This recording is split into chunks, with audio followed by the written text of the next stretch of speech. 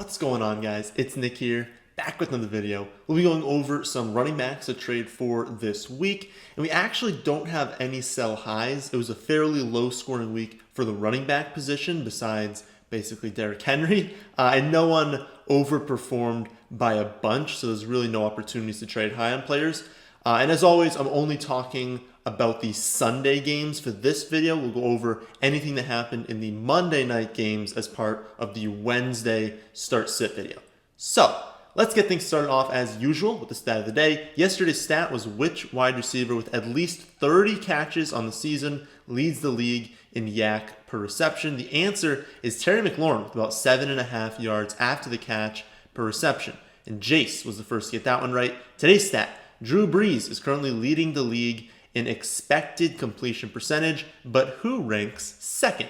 All right, let's start with Devonta Freeman as the first running back we'll go over. He was up to 73% of the snaps this week, including 100% of the running back carries, and now has 19 touches in back-to-back weeks. And the crazy part about that is that the Giants didn't really play all that many snaps this week. They only had 48 offensive snaps compared to 68 in weeks 4 and 5. And yet, despite only 48 total snaps for the team, Freeman still had 19 touches, and that's a touch on 40% of the team's plays and 50% of the plays when he was on the field.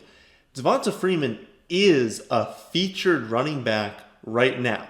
Now understand that he's a featured back on the Giants. He's not a featured back on the Cowboys or the Packers. This is the Giants. And he's very clearly past his prime. So don't get too excited and think he's going to be, a high-end running back one. He's not. But when you have a player getting 40% of their team's total touches, all of the goal line work, is involved in the receiving game when they're trailing, well, that's someone that you should be going after. Especially when they're coming off a 6 fantasy point performance, depending on the scoring format, but about 6 to 7 points in any format. The one negative is their upcoming schedule. They face the Eagles and the Bucks in back-to-back weeks, which are two elite run defenses. But if you're looking for a cheap running back 2, and especially one that's not game script dependent, then Freeman's your guy. When they're winning, he's going to get, the 18 carries he had this past week. When they're losing by a lot, they're going to throw him the ball, which are honestly worth more than carries. So because he's not game script dependent, and because he's getting such a high number of the team's total touches, I really think that you just got to be trading for players like this when they're coming off poor performances, when his owners are going to see that. It's not like his owners see Dallas coming up. They're going to see that he faces 2 tough run defenses. They just had a mediocre game, and they're going to be more willing to trade him. So I think if you're in the market, low end or mid-range running back 2, I think you got to get Freeman. Aaron Jones up next. Jones is never going to shine when you look at his snap count compared to other elite running backs. He's maxed out at 44 snaps on the season, and only once has he played over 60% of the Packers' snaps. However, it's worth noting what the Packers have done in competitive games. His most snaps was in week 3 when they faced the Saints, and then he would have set a new record this week had the game not been a blowout in the mid-third quarter. The blowout resulted in Jones playing only 4 more snaps than Jamal Williams, and then we see A.J. Dillon come in, get 10 snaps in the fourth quarter, just trying to really run the clock out because they didn't want to throw their starters out there. Obviously, they benched Adams, they benched Rodgers, Marquez, all the stars were benched for probably, half of the fourth quarter. It was a good amount of time, and they just weren't going to be playing Aaron Jones. But when the game actually mattered, it was Jones easily playing ahead of Jamal Williams, seeing 15 carries plus targets compared to just 5 for Williams, and that resulted in 13 touches. And this is what's important. This is 13 touches in a game where it was very clearly a negative matchup for the running backs. It is not a team you want to run on. I'm talking about the Bucks. I'm talking about, the Packers against the Bucks. The Bucks are a very, very good run defense. And then the Packers fell behind. They went up quickly, but then they fell behind very quickly after that, and they were trailing the entire game. And so in a terrible blowout, if you're the Packers, in a very difficult matchup, seeing Aaron Jones still get 13 touches. That's very encouraging for his floor. We'd obviously prefer it if Jones was always on the field for 70% of the Packers' plays, right? But at least when he's on the field, they're using him. And despite what we saw on Sunday, this is an elite offense. And he's one of the very few players who has a 15 touchdown ceiling. And he's one of, just a handful of players who can couple that ceiling with a reception ceiling. So if you're looking for a running back one, we just talked about Freeman, really good running back two to look for. If you're looking for an elite running back one, I think right now is probably the last time you can get Jones for a reasonable price. He's coming off 15 rushing yards. And he's not going to do that again in the next couple of weeks because they face the Texans and the Vikings. Two very not good run defenses. So trade for Aaron Jones if you want a running back one.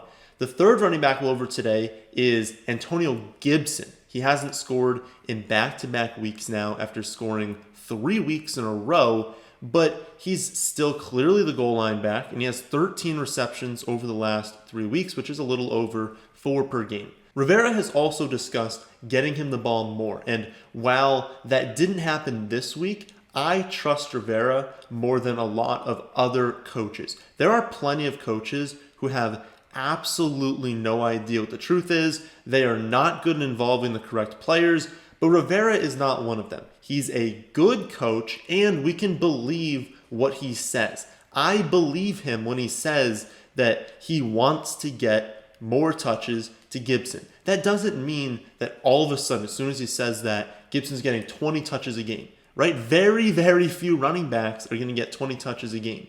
But he's averaging, 10 carries and 4 receptions per game over the last month. And I see that as his floor moving forward. So if you're in a PPR league, he's pretty much locked into a floor of around 6 to 7 points, which doesn't seem great when you kind of say it like, oh, it's only 6 to 7 points. But name another rookie running back that has a 6 to 7 point floor.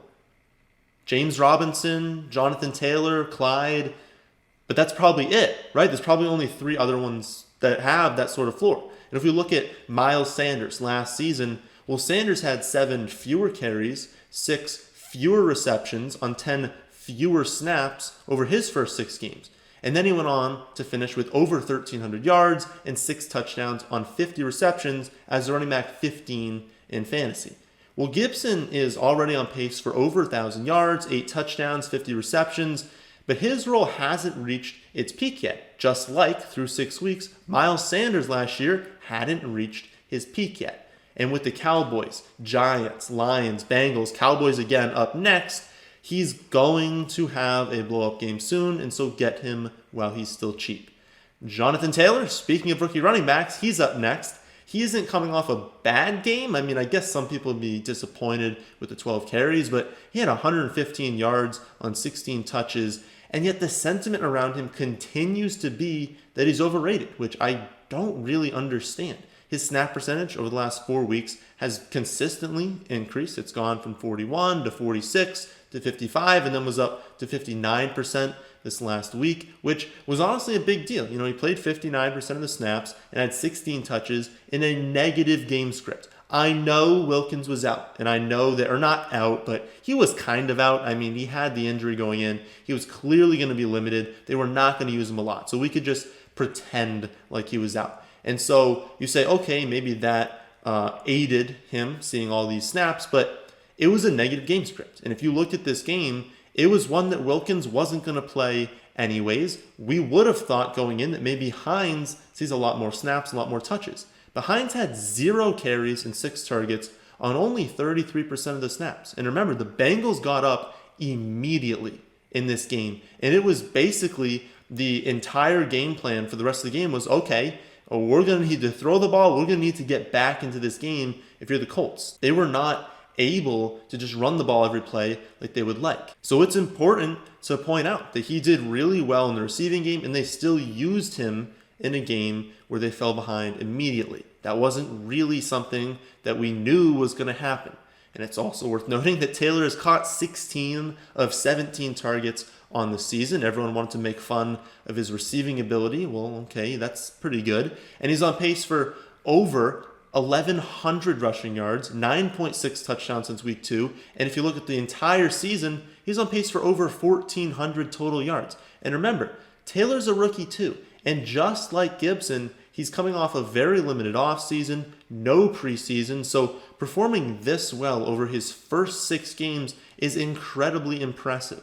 Jonathan Taylor's a running back 1 for the rest of the season, and he gets to face Detroit's bottom 5 run defense next week. And if all of that is not enough for you, think about the playoffs, right? You're trying to get players who have good matchups in the fantasy playoffs. Well, Jonathan Taylor gets to face the Texans in weeks 13 and 15. The Texans are probably the worst run defense in the league, but if they're not the worst, they're definitely among the 3 worst. And so getting that matchup the week before the playoffs and then in the semifinals, that's huge. He can get your team into the playoffs, get your team into a better seed, maybe get that bye, and he can get you into the championship. That's very important, and I think that his value is only going up from here. So trade for him before that happens. The final player we'll go over today is actually not a player, and it's more of a strategy tip. Everyone wants to be just the clear winner in trades, which is a massive reason why so many leagues just don't have that many trades. You see a lot being sent, but no one ever seems to accept any. Because the majority of trade offers are just completely lopsided.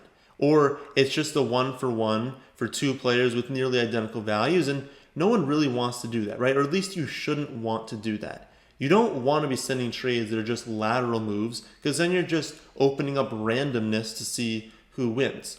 Personally, I don't like them. I don't like 1-for-1 trades unless it's across positions. So if you need a running back and you have a ton of wide receivers, okay, trade a wide receiver for a running back and try to target a team that's the opposite of you, that has a bunch of running backs but needs a wide receiver. That's totally fine. I'm all for doing that. But trading a wide receiver for a wide receiver or a running back for a running back, how is that really helping your team? You're just trying to time the market at that point. You're trying to predict, I guess, who's going to break out. But let's be honest, we can try our best to do that, but we're not always going to be successful. And you're going to feel really bad if you do a trade and then one of your dudes gets hurt. So I really don't like doing 1-for-1s.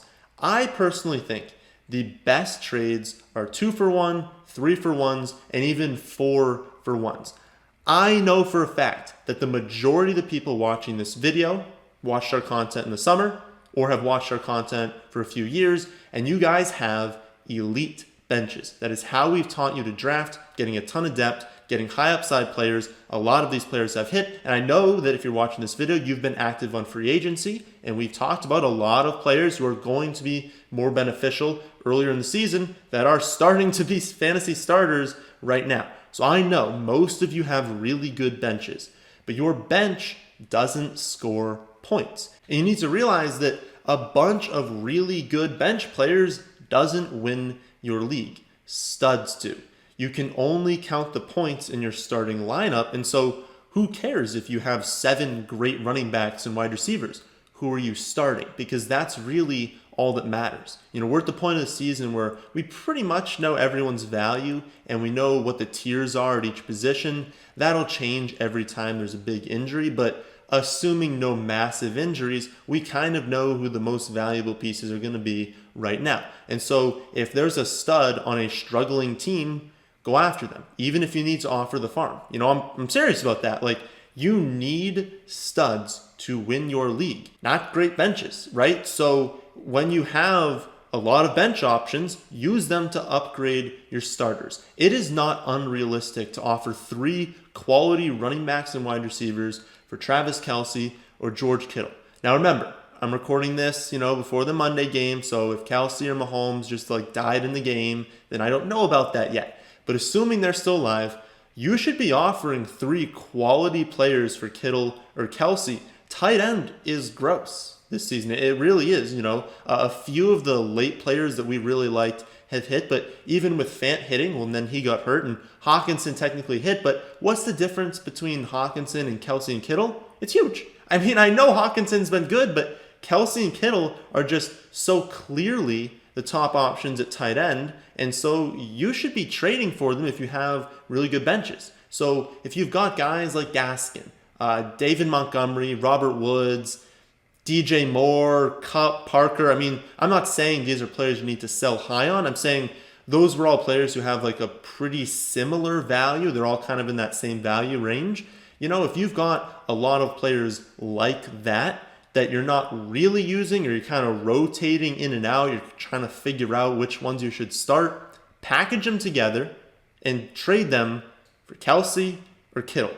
I know it's going to seem like a lot, but it really isn't. I'm sure a ton of you guys have Jefferson, Higgins, Claypool, Ayuk in your bench. I mean, I'm sure a lot of you do, because we've been talking about those guys as free agent ads we really want, as trade targets you should be going after with Higgins and Jefferson. I think 90% of the people who watch this video should have Higgins on their bench. We've talked about him in or at least I've talked about him in most videos this season as just a guy you need to be trading for, you need to be picking up. You should have on your bench at this point. But you should have a lot of these guys. And if you do, what is the point of having Claypool and Higgins on your bench, right? For a guy that is probably equally valuable in your starting lineup. Trade away the guy in your starting lineup and just start Higgins and Claypool, because they're just going to get better as the season moves forward. You know, use your bench to upgrade your starters, or if your league, has a lot of name value, or if your bench is really good, use your starters to upgrade your starters. I'll give you an example of a trade that I did recently. Now, again, if Mahomes got hurt on Monday night, this is going to look very dumb, but from a process standpoint, this trade makes a ton of sense, even if it seems like I gave up way too much when you first hear it. So I traded away Carson Wentz, Robert Woods, Phillip Lindsay, and Joshua Kelly to acquire only Patrick Mahomes.